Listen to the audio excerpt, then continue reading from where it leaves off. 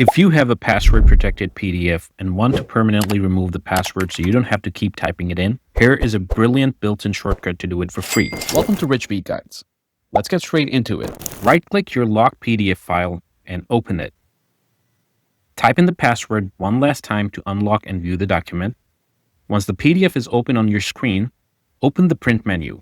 You can do this by clicking the printer icon in the top right corner or by simply pressing Ctrl+P on Windows or Command+P on a Mac. When the print settings window pops up, look at the destination drop-down menu. Instead of sending it to a physical printer, change the setting to Save as PDF or Microsoft Print to PDF. Now click the blue Save button at the bottom. Choose where you want to store the file, rename it so you know it's unlocked, and hit Save.